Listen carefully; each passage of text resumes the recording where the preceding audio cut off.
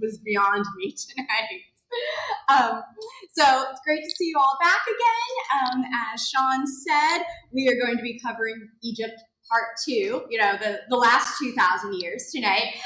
What we're actually going to be focusing on is a period known as the New Kingdom, which I gave you, actually one of the wonderful librarians gave you a handout where you see how the New Kingdom fits into our general scheme of Egyptian history. And we're going to specifically be focusing on the rulers of the New Kingdom. Now, I'm just going to grab that. Last time, I talked a little bit about the term pharaoh and how we kind of automatically call all Egyptian rulers pharaoh.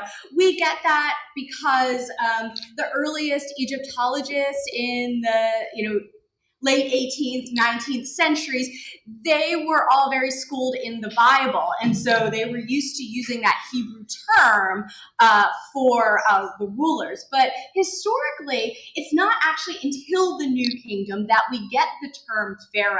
It actually is kind of the Hebrew version of the Egyptian word PHARAOHS, which means great house. Before that, the approximation in Egyptian would be closer to our word king.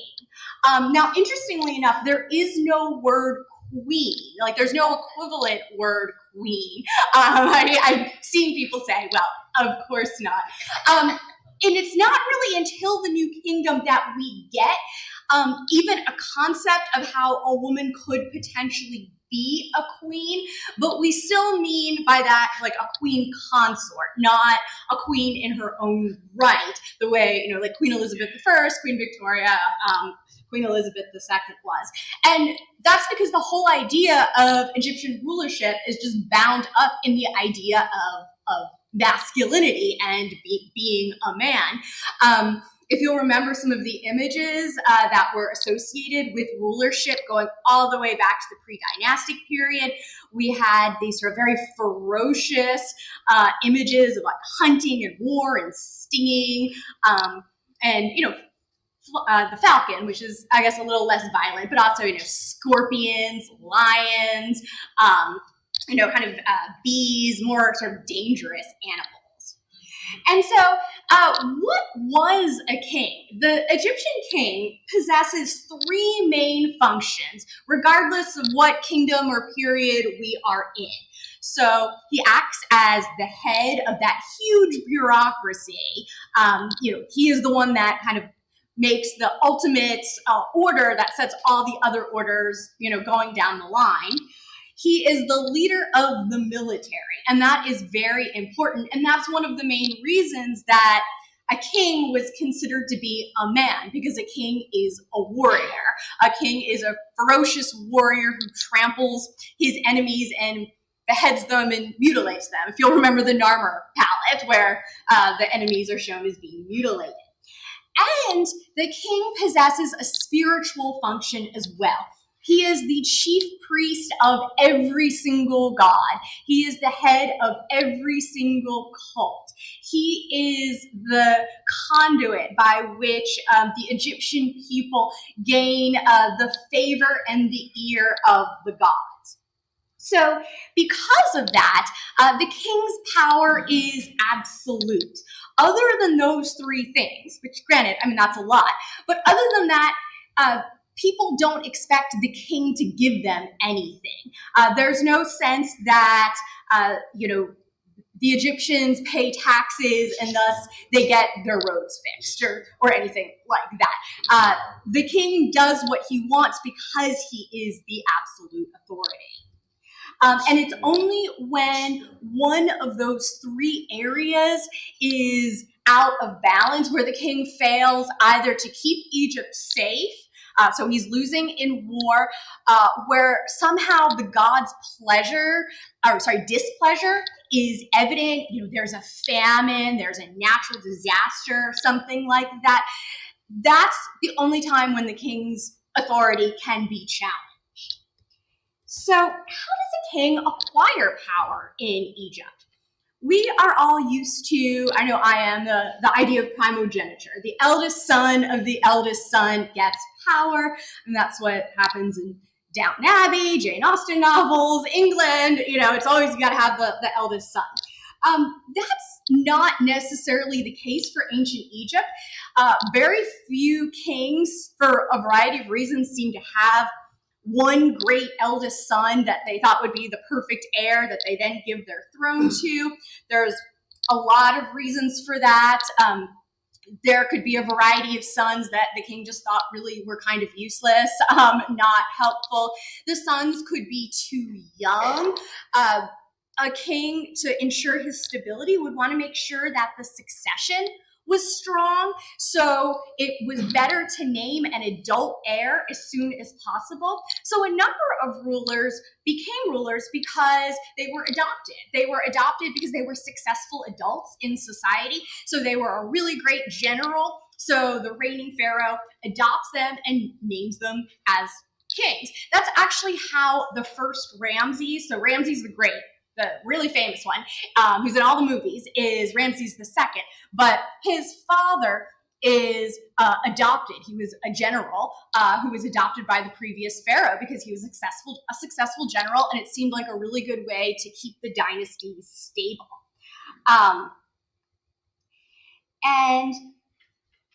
You could also name a younger brother, you could name a nephew. There was no real rule about it going to the eldest son. Now, once an heir was named, and they would be named within the ruling pharaoh's lifetime, they would be celebrated. So everybody would make sure that like in the court, that the people knew who the next king was going to be. Because otherwise, there's a succession crisis. And if there's a succession crisis, there could be a civil war. And nobody wants that. So it's best to be clear about who the heir is. So the heir could have a number of titles. One of my favorites is executive at the head of the two lands. It just sounds like very corporate, but that could be a good title for the heir. And one of the reasons it's kind of hard for us to know exactly how a ruler was related to the previous ruler is because once they're named heir, they just become their son. So they're suddenly just referred to as the king's son, even if they really weren't his biological son. So the idea of the queen. Again, there's no concept of queen. The king just has a lot of wives. Now, going back to the pre-dynastic period, there's just a lot of king's wives. These, for the most part, are relatives of the king, frequently his own sister. Occasionally, his daughters. As we get into the New Kingdom, we see, so this is the Bronze Age. There's a lot of other powerful kingdoms like the Hittites and the Mitanni that are in northern Syria that the Egyptians are having diplomatic relationships with. So some of those wives can be the daughters of foreign kings, but there are hundreds of them. And given that, the king could have a lot of children. Let's say the king has 10 daughters. They might all end up married to the next king. And so it just sort of perpetuates the cycle. You'd think with all of this, the king would have a surplus of heirs, given how many people they're marrying, but that rarely seems to be the case. On the one hand, there's infant mortality. That's just a fact in pre-industrial world.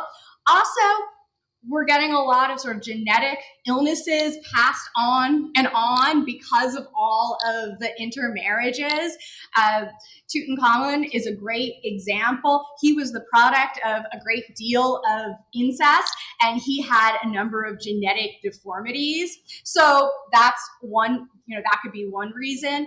Also, just because a king had a lot of wives, he's not necessarily like fathering children on all of them. Some of the marriages are more symbolic than others. But we do start to get an intriguing title for women, specifically in the New Kingdom, and that is the title of the king's great wife. And that seems to be a woman who is distinguished from the other wives as somebody special. She will appear beside the king in artwork, in announcements. She may hold spiritual roles as well. She might control a great deal of wealth.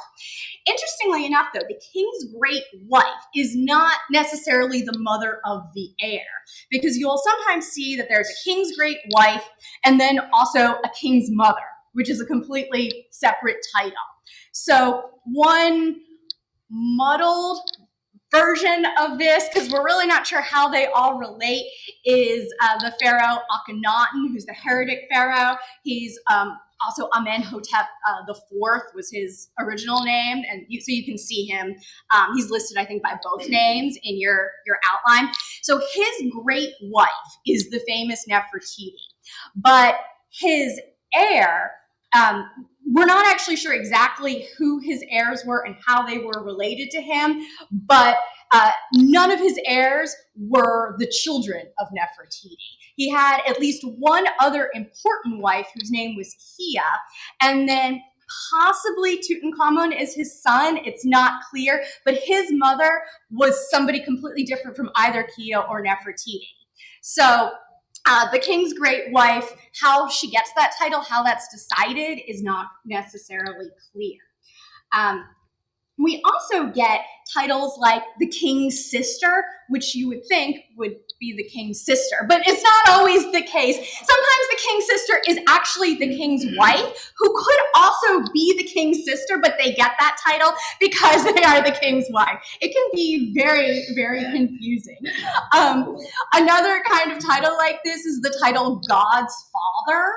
God's father is sometimes the king's father-in-law, so the father of the king's great wife, presuming that the king's great wife is not his sister, and thus her father is not also his father, who's the previous king. It can get really crazy. Now, the good thing, at least, about the New Kingdom rulers is that they tended to have different names. Once we get to the Ptolemies in a few weeks, they were just as incestuous, but they literally all had the same name. All of the men are named Ptolemy. So it gets even more confusing. But God's father could also just refer to an honored courtier. So that makes it kind of difficult. So there's really no hard and fast rules about royal titles. Now, we do start to get a sense in the New Kingdom of the court itself. The term that Egyptologists use is kind of anachronistic. It's a term called the harem. When we think of harem, we think of like the Ottoman Empire and Arabian Nights and all of that. Historians use it, for lack of a better word, to describe the various wives, children, sisters, wet nurses, servants, courtiers, eunuchs, like just all the people that circled the king. Now, we get more of a sense of that in the New Kingdom for a number of reasons. One of the reasons is actually that towards the end of the 20th dynasty, there is something known as the harem conspiracy, where one of Ramses III's wives, try saying that a lot, conspires with a number of his other wives, as well as a number of the palace guards and the eunuchs, with the help of some black magic practitioners, to assassinate the king. And they are caught, and the trial is recorded. So we're able to get a sense of, all the various people that kind of hung out with the king and traveled along with him. We're talking about, hundreds and hundreds of people. So why do we get more of a sense of personality in people in the New Kingdom? So the New Kingdom is really known for the 18th and the 19th dynasties. If you have heard of any of these names of the ancient Egyptian rulers, like if you haven't really studied it, but you've just heard names or been to a few exhibits, the people you know are from these dynasties. Nefertiti, Amenhotep, Thutmose, Seti, Ramses. I mean, these are Tutankhamun. These are all fairly famous names. Part of that reason is because this is the height of Egyptian power. This is when the Egyptian empire is truly at its height. It's when we have the military might of the Egyptians is also at its greatest due to a number of developments and changes directly preceding the New Kingdom. So it's the intermediate period right before. There's a number of people called the Hyksos who were invaders / immigrants, but one of the things they do is they introduce the Egyptians to chariot warfare with horses. Here's a picture of Rameses II on his chariot, and this transforms Egyptian warfare and makes them even more spectacular in battle. There's a very similar looking picture of Tutankhamun in battle on a chariot. And all kings are usually shown from now on chariots. That's another one of those royal positions. Remember last time we talked about the smiting pose? It's kind of like that with a big mace, and how if you see someone like that, they're usually the king. So along with that, which is still used, we get this image of the king in a rearing chariot, basically.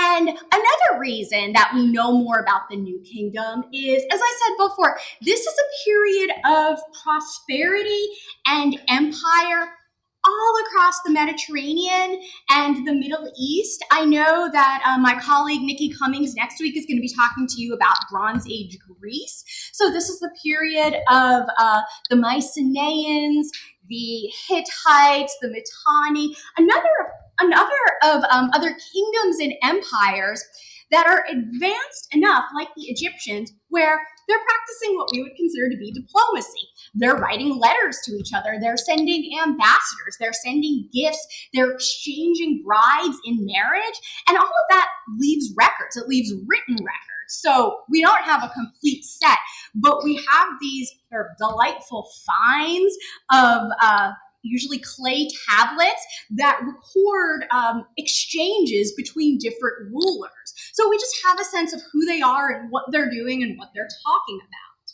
about. One of those is known as the Amarna letters. They're clay tablets in Akkadian cuneiform that record diplomatic negotiations, particularly with Amenhotep III.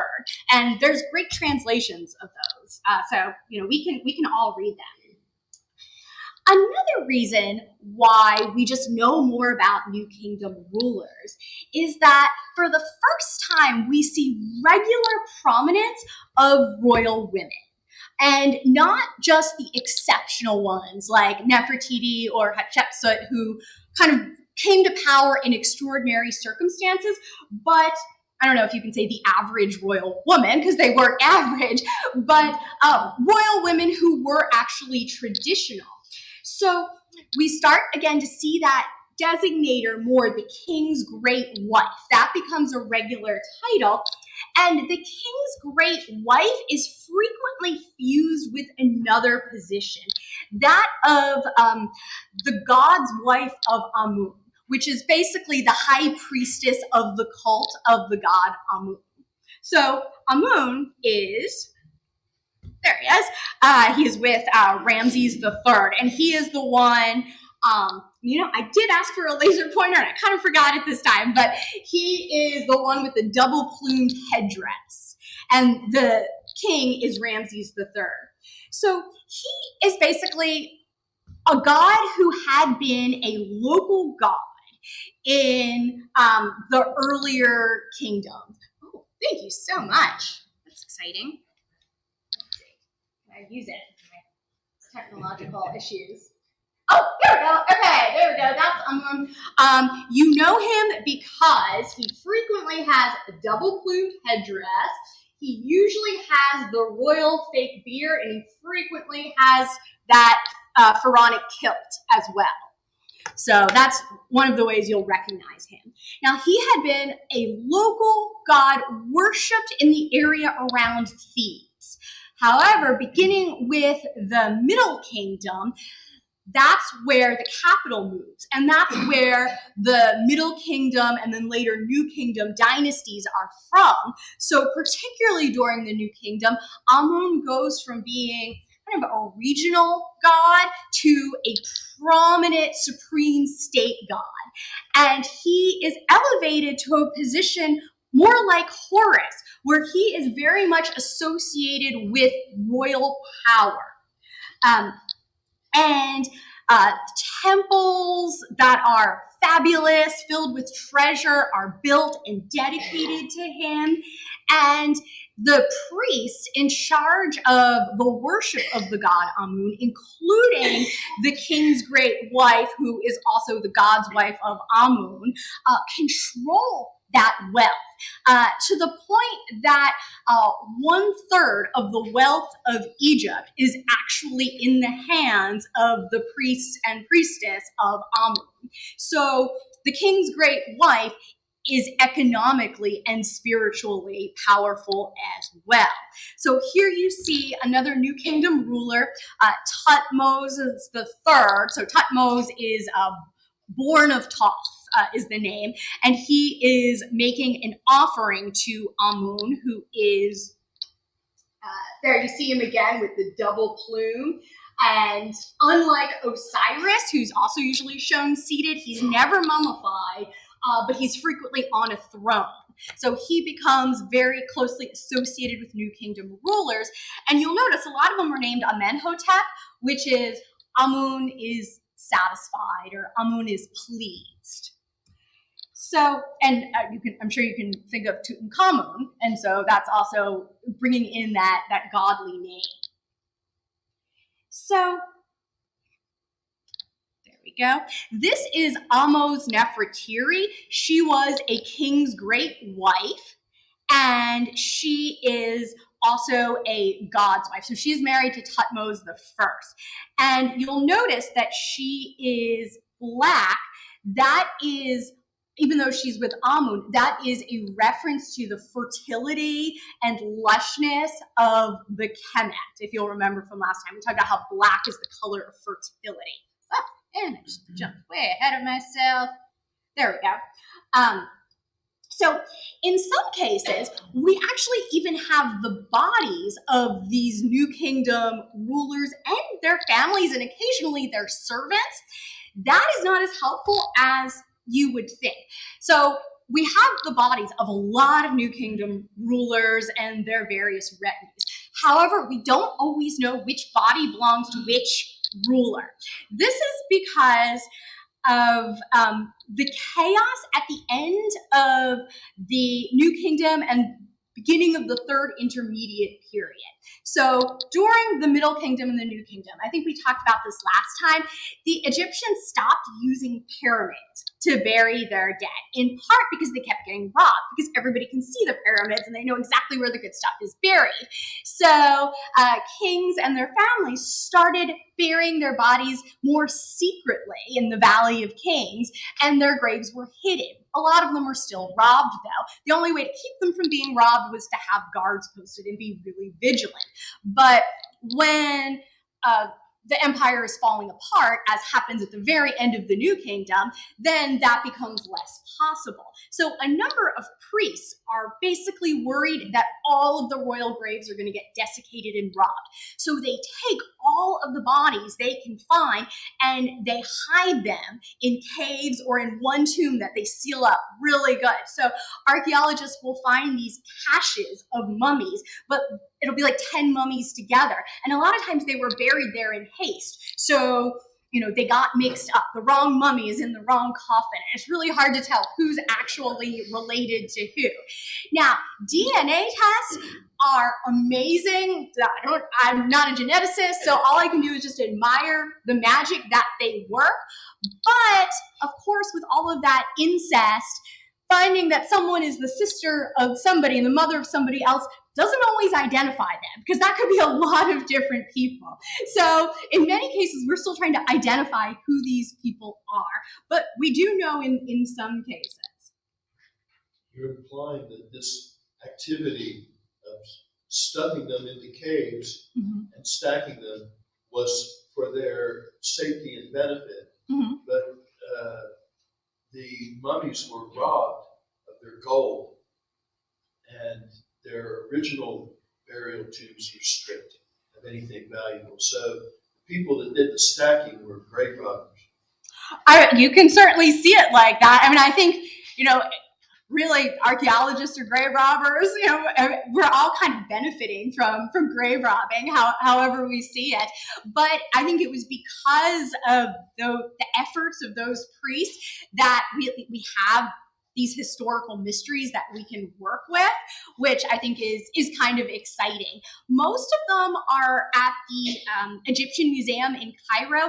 There was a big event on TV that I think this was 2020 that probably some of you saw, where a number of the mummies that are identified, and these were from the Ramses dynasty for the most part, they were sort of chauffeured through the streets of Cairo into their new building. So there are some that are identified, but there are still some that are kind of a mystery. Now, which isn't to say that we're not always solving this mystery. So in fact, Hatshepsut was a remarkable New Kingdom woman whose body was recently identified within the last 20 years, almost sort of accidentally. So there she is. Hatshepsut is a woman from the New Kingdom who benefits from the higher status of New Kingdom royal women, but at the same time forges her own path and is a major exception to most rules. So she is the daughter of Thutmose I and Ahmose Nefertari, so his great royal wife. And she seems to be their only surviving child. So she becomes the god's wife of Amun, and she is also married to a half-brother, the child of her father and a lesser wife, who is known as Thutmose II. Now, Hatshepsut and Thutmose II do not have a son. They only have a daughter. And then Thutmose II dies, and his heir is therefore another child of a lesser wife, and the child is known as Thutmose III, but he is young, very young, when his father dies. And his claim is shaky, whereas Hatshepsut, her lineage is impeccable because she is the daughter of a great royal wife and a pharaoh or a king. And so she is allowed to act as regent. Now, one of the reasons that we can sometimes see royal women acting as regent is precisely because they can't rule. So if you have, king's brother, king's uncle, someone like that acting as regent, who knows what can happen? Human nature being what it is, you've probably heard of Richard III and the princes in the tower. It doesn't always work out well for young children when their male relatives are regents. But if you have someone who by their gender is barred from the succession, they're a perfect regent. They want to protect the kingdom, keep power ready for this young ruler, because their power is tied to that of the young ruler. So Hatshepsut is given the sort of the regency. She's also married to her nephew / half stepson, something like that. But she is an adult and he is a child, and she has a lot of will. She also controls a great deal of economic power, being a god's wife of Amun.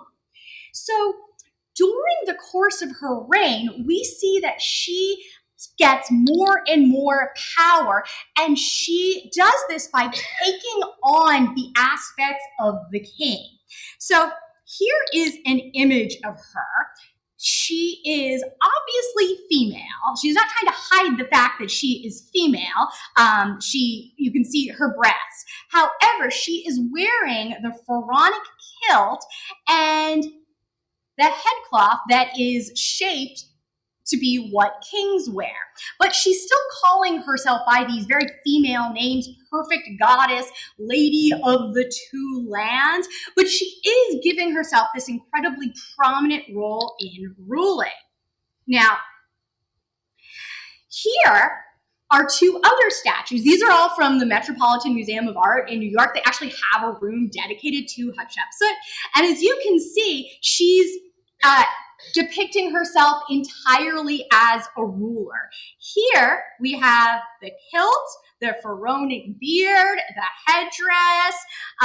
Here, now this is a colossal statue, which means it's really, really, really huge, and it lined a pathway that was used ceremonially for a procession of the god Amun. So the god Amun was represented by a statue in his main temple at Karnak, which is kind of a spiritual sanctuary set of temples near Thebes.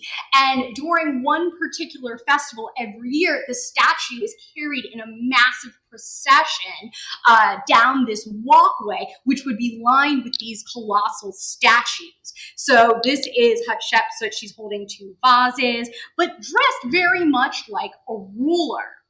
Now, here she is, dressed as Osiris, and wearing the king's crown. We only know it's Hatshepsut because we know there's the inscriptions, and also we know the location. At the same time, though, she's not trying to convince anyone that she's a man, because she also associates herself not just with Amun and Osiris, but also with the goddess Hathor. So, I'm going to skip ahead. One of Hatshepsut's greatest construction achievements is what's known as her mortuary temple, and it's nestled in these cliffs at Deir el-Bahari, and it's very beautiful. And it's an area that is traditionally sacred to the goddess Hathor, who is another goddess who actually was quite old. She was a cattle goddess, but she evolved. Got some images of her. There we go. She evolves in the Middle and New Kingdom to be more of a goddess associated with a lot of different things: joy, fertility, love, music, happiness, and also royal power. So she can sometimes be depicted as a woman. There she is. And you can see she's usually depicted with this headdress where she has cattle horns and a sun disk in between. Now, it can be difficult if you don't have writing to distinguish her from Isis, because they frequently look exactly the same. Hathor, however, can also be depicted as a cow. It's known as the bovine Hathor. And this is because probably way back when the Egyptians were still living in the savannah, they were herders, and so they had a cattle goddess, and that was probably her origin. So you can see she's a cow, which is, we know she's not just a cow. She's got the Hathor headdress. So Hatshepsut also tries to identify herself with Hathor, the goddess. So she's not fooling anyone. She's not pretending to be a man, but she is showing that she's taking on the aspects of ruling. Now, she is the one who creates the title pharaoh, because she can't call herself a king, because a king specifically means a man. And as we said, there's no title queen. She's already a great royal wife, but a great royal wife does not mean that you are the ruler. So she basically has to use a new title, this idea, PHARAOHS, great house. So it's from Hatshepsut onwards that we see that title in use. And this is also from her temple. That's Hathor's head on a pillar. There's a number of rows of them. All right. All around her temple, we have this amazing text that's known as the Divine Birth of Hatshepsut. So this is an incredible text. It's been reconstructed because it was destroyed, but it basically, Hatshepsut scribes are describing her birth. And this birth, it might sound a little bit like Greek mythology to you. It basically talks about how Amun comes down to her mother, Queen Ahmose, and impregnates her. And as he's doing so, he's making all kinds of announcements, basically saying, this child I am giving you shall rule the two lands as ruler. And all the other gods are apparently watching. They're all saying, yes, this child, we designate her to be the ruler of the two lands. And then she's born, and her father, her earthly father, carries her out to the people, and he says, this child is the child of the god Amun, and she is my heir. And all the people say, yes, she is your heir. So it's a lovely bit of rewriting of history. There's no mention of her brother, her nephew, any of that. It just goes straight to, she is the direct heir of her father, and Amun is also her father and wants her to rule. Now, with Hatshepsut being so remarkable and interesting, why didn't more people hear about her? You would think someone like Cleopatra would be like, I am, in all of Hatshepsut, my predecessor, I am a queen like she is. But actually, no.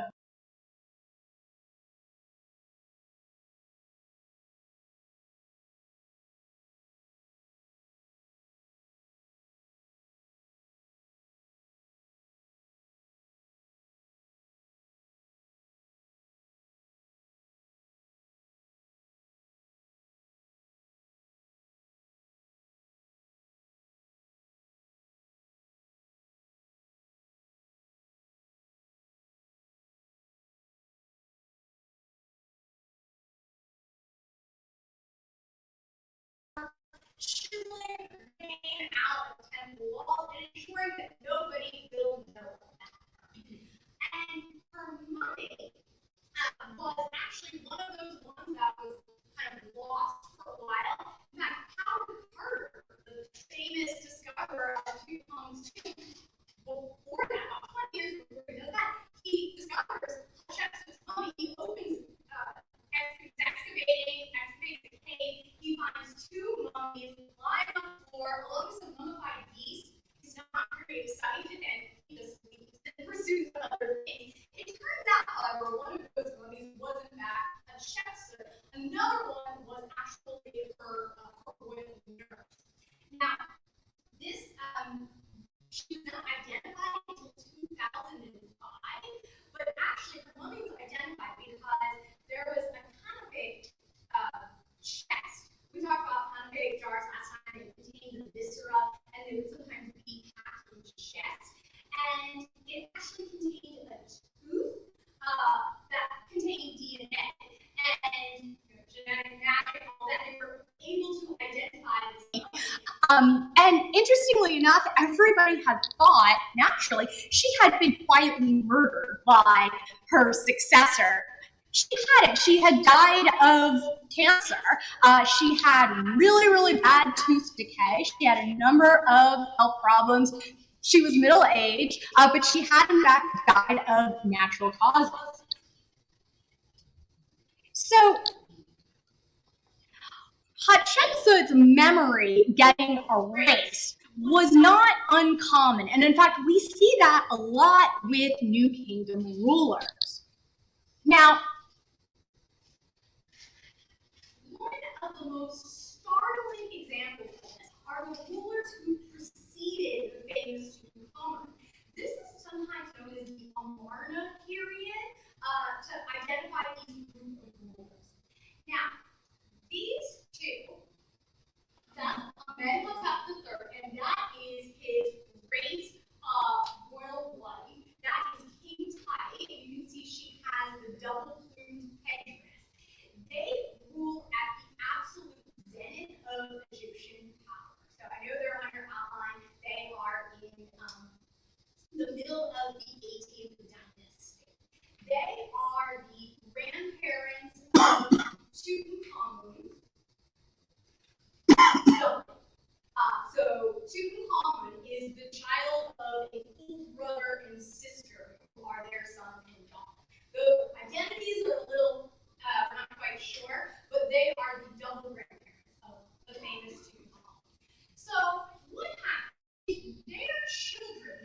appreciate what is known as monarch heirs. So their original heir is a son who is going to be another son, Prince Hatshepsut.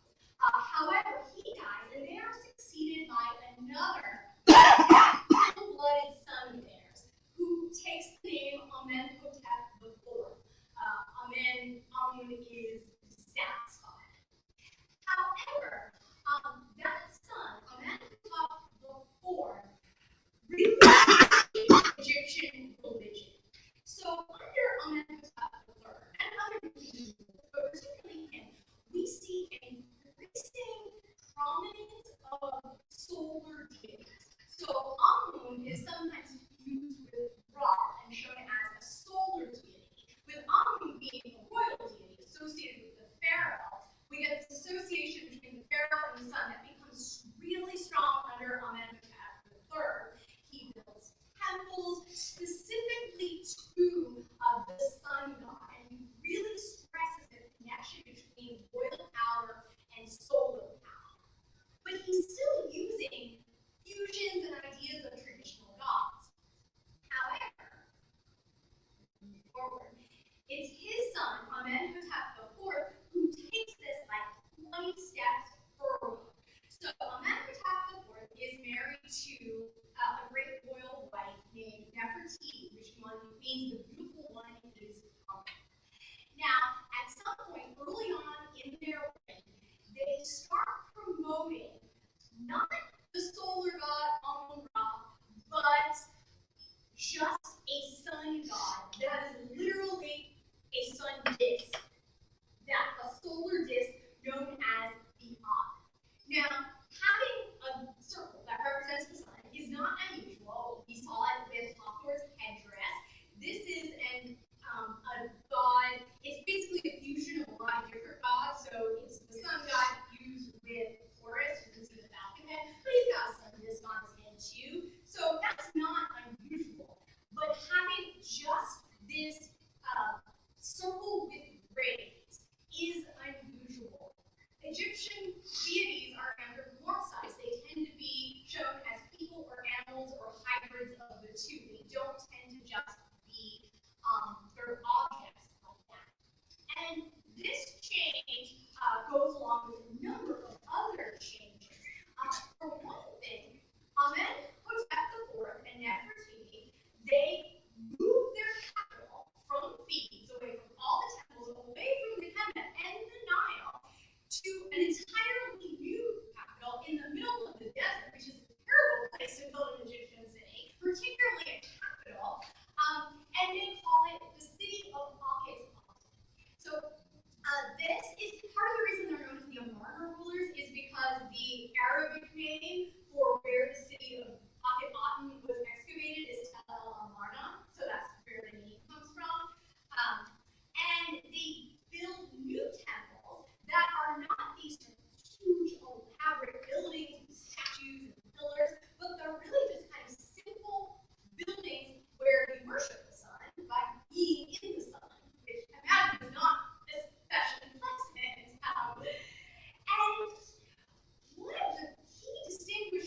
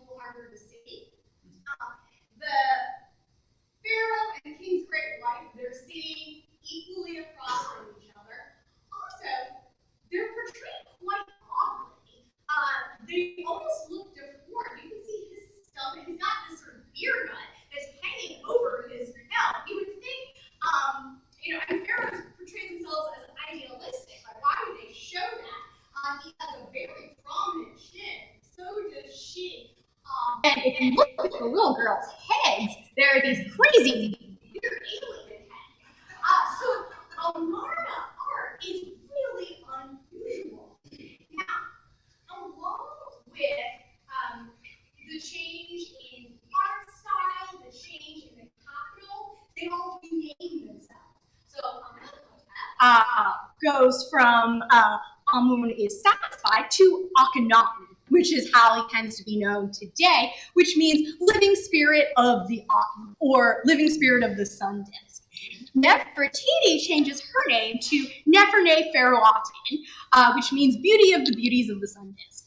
And all of their children change their names. So actually, only the three eldest daughters had been born before the Amarna moved. They were Meritamun,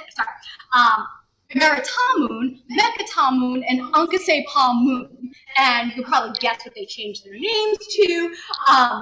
Neketaten, Meritaten, and Ankhesepaten.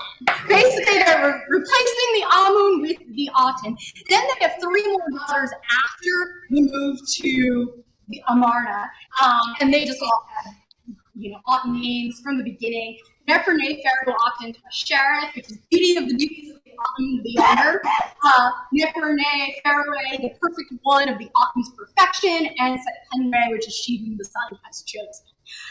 So let's look at some more images. Now, the very famous bust of Nefertiti is a result of Amarna art.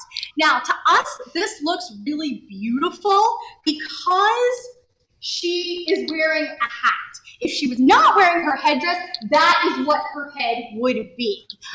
So all three of these busts come from an excavated artist workshop from Amarna, the city of Akhenaten. It was excavated, and there's a ton of unfinished sculptures. So these were not meant to be standalone pieces. They were meant to top life-size statues. We know that because they have holes drilled in them.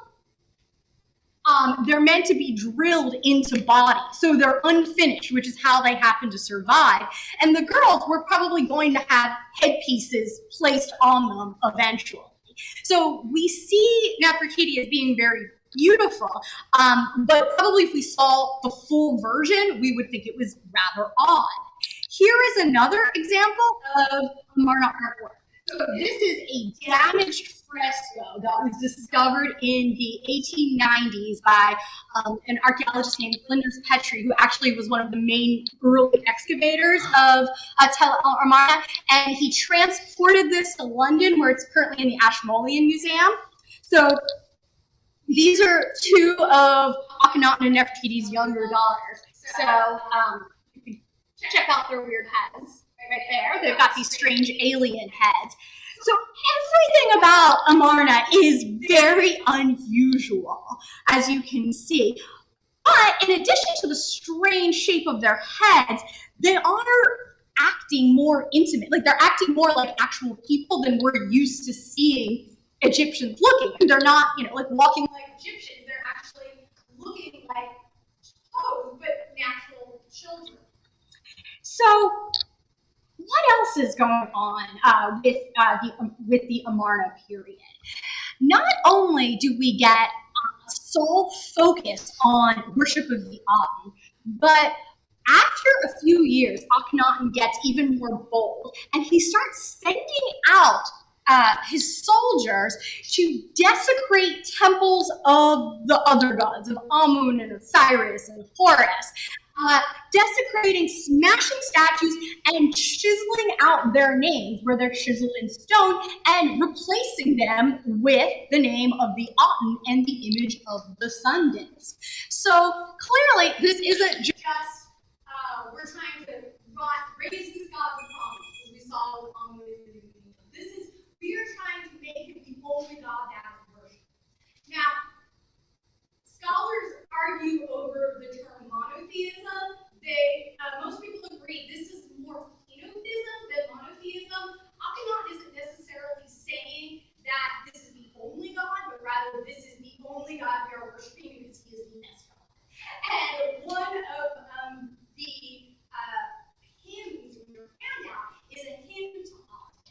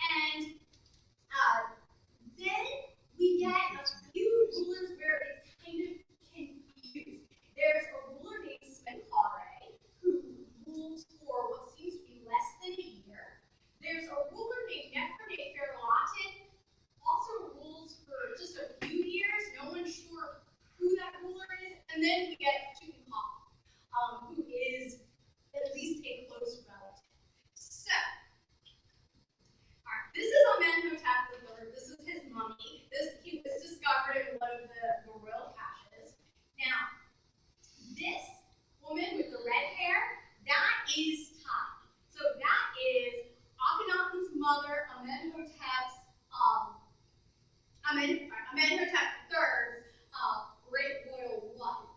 This body has only recently been identified as both the biological mother of Tutankhamun and the full biological daughter of Tai and Amenhotep III.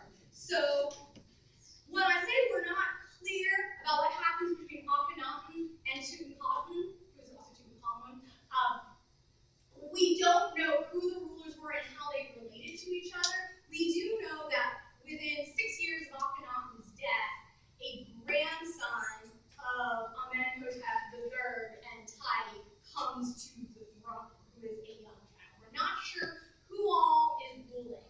I'm going to come back to that. This is an image of an unidentified royal couple in the Amarna style from Amarna. And one theory is that this is that king's menpare, and possibly he came to the throne by marrying Meritaten, who was the eldest daughter of Nefertiti and Akhenaten, and that's the connection.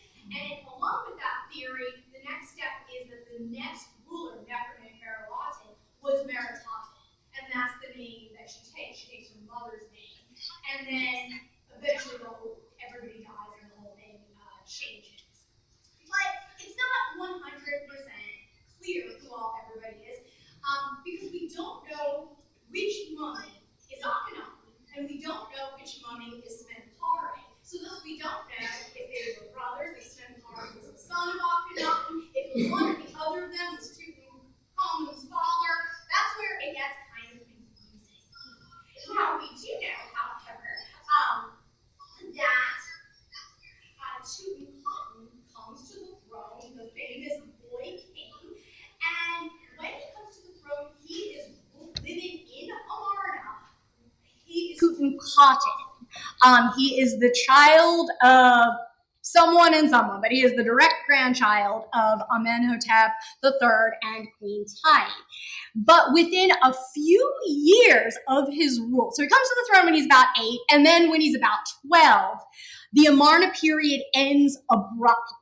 The capital moves back to Thebes, and Amarna simply ceases to exist. All of those new temples and buildings are stripped, and the bricks are used to build other buildings elsewhere in Egypt, which is actually the reason, one of the ways that we know about Amarna, even though it disappeared after just this one generation, because the bricks were stamped with the name of Amenhotep IV, and archaeologists wondered who that was because there was no record of him. So that's one of the ways they pieced this together.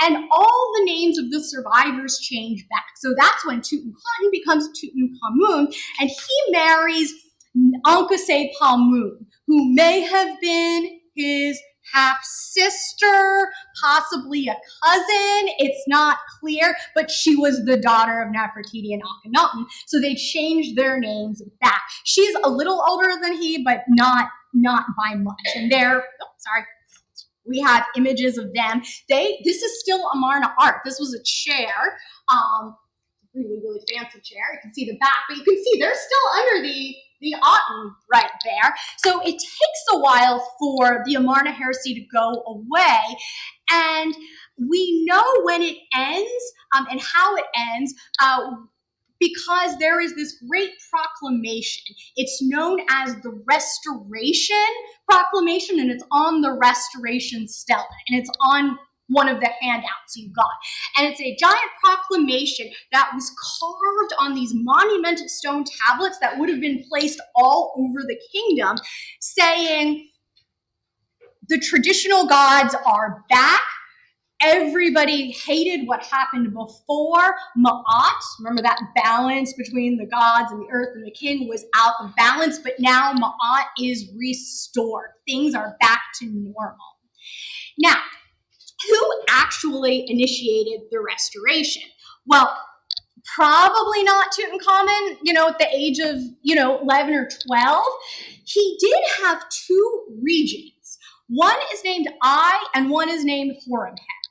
And we have no idea who they are or how they got to be so prominent. There's a lot of different theories. It's possible that I was Nefertiti's father, but that's just one theory, because he is referred to, so basically he was around during the Amarna period, and he has a tomb that was excavated that was built for him in Amarna, but it was never used because Amarna had been abandoned by then. But when it was excavated, he's referred to as God's father. So he must have been someone important under Akhenaten, but we don't know who. One theory is that he's Nefertiti's father, and thus Tutankhamun's grandfather. Even I get this stuff confused, and I teach about it all the time. It's a little crazy, but it's not clear. Here we have Tutankhamun and Ankhesepamun, and their names are written together in these royal circles known as long ovals known as cartouches. This is an alabaster vase. Now, Ai is one of the regents, and Horemheb is another one. We don't know who Horemheb was, but he possibly had a different name under Akhenaten, because Horemheb is a name that has Horus in it, so probably wouldn't have been a good thing. He may have changed it afterwards. And I'm going to go back to some of those pictures. But Ai and Horemheb rule as regents, and then after Tutankhamun's death, Ai becomes king, and then Horemheb becomes king. And Horemheb dies, and thus the 18th dynasty dies. And then we get the 19th dynasty. Now, this is part of the restoration under Ai and Horemheb. So here we have the name of Amun is restored after it had been chiseled out. So the good thing is that everything's in stone. So it's not like paper where you're like erasing it and tearing it. You just keep chiseling new layers. So this had to happen all around the country. They had to, and it took through the reign of Horemheb into the reign of the 19th dynasty kings to actually find all the places and refix them. And after that, who knows? So here we have the tomb of Horemheb. So you can see by the time we get to Horemheb, we are back to tradition. You can't get more traditional than this. So here we have, that's Horemheb, and here we have Hathor, and here we have Horus. Here we've got Osiris and Horus. I mean, this could have been first dynasty kind of, early kingdom kind of imagery. I mean, it is very, very traditional. Now, everyone seems to have died. What happened? Who survives? One of the possible survivors is Ankhesepamun. So she does not die when Tutankhamun does. She outlives him. Now, we do know, going back, they did not have any surviving heirs. She did miscarry 2 children because their fetuses were mummified and were found in Tutankhamun's tomb. Her body has not been identified, although there's a few contenders for it. And there is some evidence that she actually marries Ai, the next king, and the person who had been her husband's regent, and possibly her own grandfather, depending on who she was. Now, what is the evidence for that? There's actually some really interesting letters that I'm going to tell you about real quick.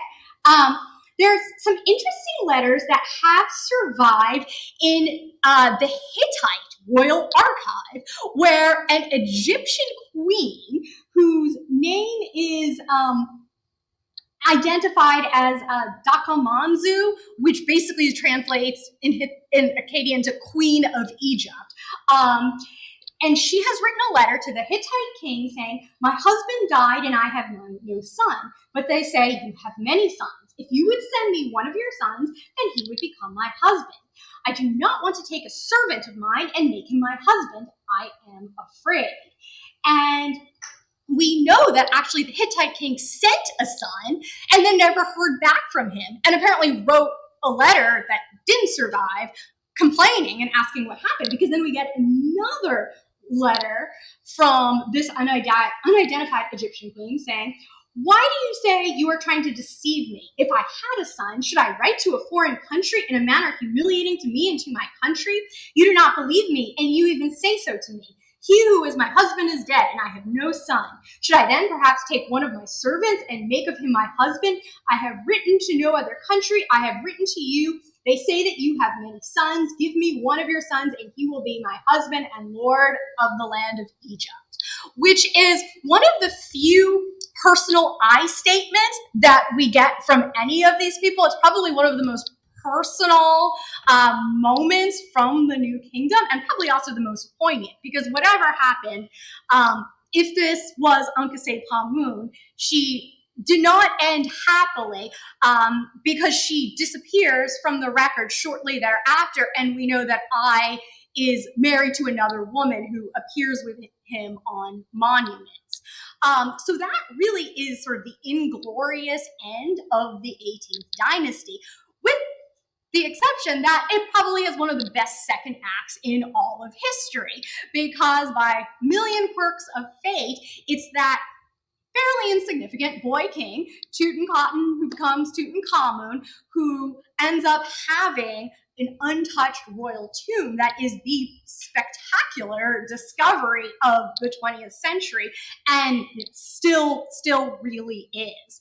And it's because of him and that burial that historians have been able to continually piece together this lost history of Amarna, and knowing exactly who he was, that this body is Tutankhamun, that enables them to try and identify some of those other unidentified bodies, because he is sort of the stable factor so that they can use. That, of course, is, there we go, a story for another day. The story of Howard Carter and Lord Carnarvon and their discovery of the tomb. And so I'm going to end it there. But I will happily answer any questions. Yes. Is there any correlation between adoration of the Aten and immigration from the Levant? Sorry, adoration from? Of the Aten and immigration from the Levant. That's a good question. So there is a lot of immigration, so I don't want to say no. I would say that would be an unknown. People have, over the years, since the discovery of Amarna, there have been a number of theories about how and why this happened. One of the earliest theories was actually that Mountain was Moses from the Bible, book of Exodus. Now, this goes back to when, in the 19th century, in the early 20th century, most Egyptologists were also biblical scholars, and they all read Hebrew, and everyone was still believing that you could use the Bible as almost a historical chronicle, a year-by-year source. So they thought, well, Moses was to be Egyptian. He fled into the desert. He led this religious revolution. It works out. I mean, it doesn't really work out in any historical way, but there are so many theories because it's so intriguing. I think where Egyptologists are now is they see it almost as a natural development out of a continual worship of solar deities, and also a continuing move towards royal supremacy and absolute power that we're seeing in the New Kingdom. Because if we have this new God who doesn't have any priest, he only has the king, then the king is unbelievably all-powerful. And all of those priests who have different factions and different needs and wants to control a lot of money and power, they have nothing. So it's, in some ways, maybe it's kind of seen as, I don't know, a little bit grasping, like a way to solidify royal power. But Akhenaten is one of those figures that people are always trying to identify and get a handle on. At one point, he was compared to Oliver Cromwell and Henry VIII because he desecrated religious images, but he's also been compared to Prince Albert, Nefertiti to Queen Victoria, because they had those sort of intimate family relationships. because we know so much about them, but not enough, they're very intriguing figures. I don't know that that really answered your question, but maybe answered a different question. Yes? I thought I saw on a video or on TV or documentary that they thought maybe Akhenaten was killed. Akhenaten? Was he murdered? Or did they know? Well, I don't think they know, but I don't know that anyone has suspected that he was killed. He was of a good age to die, and given that whoever rules after him, it seems to have been within the general family, it's less clear. Now, for a long time, people thought that Tutankhamun was murdered, and that's because there was an early X-ray that showed that he had a wound that looked like he had been murdered. But when CT scanning sort of improved the ability to look at his mummy really closely, it was revealed that that was actually just damage on the original X-ray machine. And that happens. And I'm actually, okay, one of the things that we know about him is he suffered from really bad malaria. He had a wound in his leg that could easily have gotten infected. He was weakened from malaria, and he had this congenital deformity in his toe, which is why he walked with there's a picture of him walking with a walking stick, and there's something like 130 walking sticks that were found in his tomb. And I think that's really interesting because he had like the best life of anyone in terms of healthcare and food and luxurious living, and he still was pretty sick. So I think that shows us the difficulties of life for even the most well-nourished individuals during this period, which gives us some insight into the continual succession problems. Even healthy, cherished people with all the food in the world still die young and were frequently sickly. Yes? Do they estimate how tall they were since they had lifelike statues? Well, they can do it more from the mummies. The statues tend to be really colossal. They tend to be like absolutely huge. And I don't remember offhand, like. Yes. Were they tall? Some of them were larger than life and tall. Like Rameses II was really, really tall. A lot of them are shorter than we would be. So, but some of them were still exceptionally tall. Like, I mean, Rameses II was kind of known as this like sort of major colossal warrior. It's sort of like Peter the Great, who was, you know, a giant, but probably most people at the time were shorter than they would be today.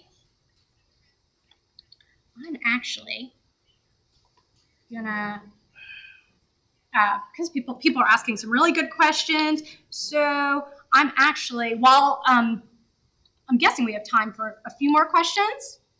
Anyone else? Yeah, what kind of lifespan did they typically have? So that's a really good question. Sorry, I'm actually looking for some pictures to answer some of these. Young. So it seems to be fairly similar to. There we go. It seems to be fairly similar to most pre-industrial societies, where basically if, let me download it. There we go. It's gonna tell me it's too big. Most people died before the age of 3 because there was huge infant mortality. And so when you hear things like the average age was 30, that didn't mean that most people died at 30. It meant that so many people died before the age of 3 that it brings the average age down. So if you could survive to the age of 3, chances are you could live, you know, to the age of 5. And if you could live to the age of 5, you could probably live to be a teenager and like a young adult. At which point, let's see if I can, all right, slideshow, from beginning, there we go. I've got some pictures to kind of help identify some of your questions. if you could, once you were an adult, if you were a woman, you could die from childbirth or post-childbirth infections. And if you were a man, you could die in battle. If you could survive all that, you could live to be, 60, 70. Pepi II, who is the last king of the Old Kingdom, lives to be in his 90s. So it's not unheard of to live to be very, very old, but it's fairly common to die very, very young. That makes sense. So these are some pictures that I had of the original photographs that were taken in Tutankhamun's tomb. They were obviously in black and white because it was the 20s, but they've been colorized. So just really quickly, I'll mention that this is the 20s. Everybody is sort of miserable and depressed because World War I, that's an understatement. But in terms of journalism and international journalism, the discovery of this tomb was considered to be like the great thing that suddenly papers had to report on after all those years of tragic war reporting. So it was this huge international story. So, photographs were the best quality. There was an exclusive deal with one paper, but it was so well documented, and also Howard Carter himself was pretty meticulous. So I can just scroll through a few of these while, I guess maybe I'll take one or two more questions. Yes. When they brag about being ruler of two lands, does that mean that Nubia was very powerful at the time? That's a great question. No, they mean Upper and Lower Egypt by the two lands, and that idea of ruler of the two lands, goddess of the two lands, lady of the two lands, it means Upper and Lower Egypt. But when Nubia has an inverse relationship to Egypt. So during the kingdoms of Egypt, like the Old, Middle, New, Nubia is under Egyptian colonization. During the intermediate periods, Nubia rises up because there's no central Egyptian government holding it down. So they have like an absolute inverse relationship.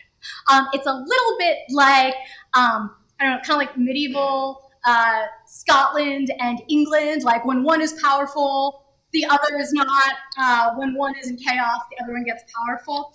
I'll just, I don't want to keep you all like too late. I know we're way over time, but I'll scroll through these for anyone who's interested.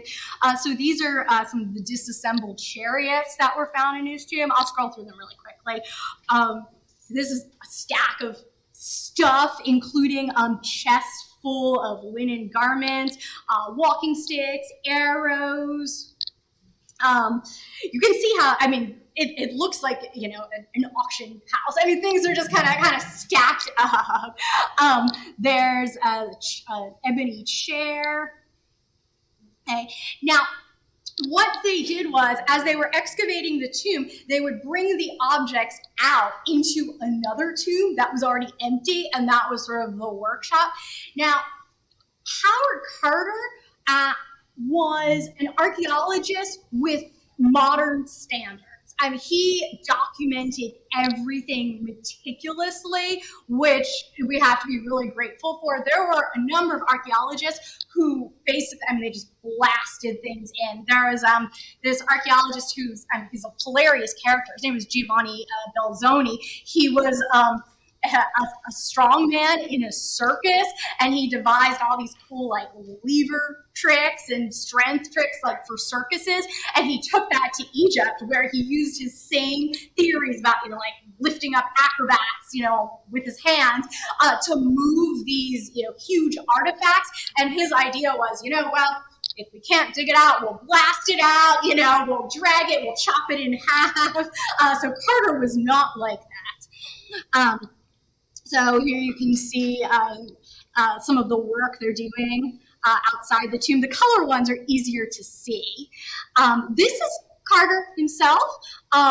He is escorting some of the treasures. So what happened was everything was cataloged, numbered, sketched, photographed, and then it was boxed up, and it was basically sail down the Nile to get back to Cairo, where the Egyptian Department of Antiquities was.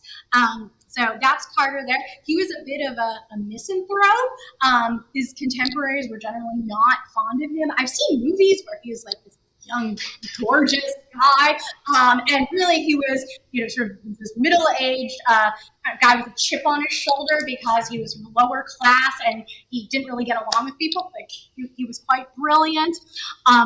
Now he wanted to keep tourists away, but it was just not possible. So this was like the tourist attraction.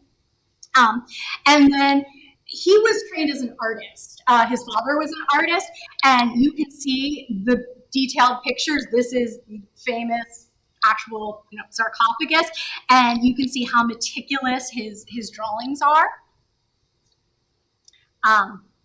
So anyway, I know we're getting close to time, so what I will do is I'll just hang out here, and if people want to look through them, they can, or ask me any other questions. And otherwise, do you have any more lectures on Egyptian history?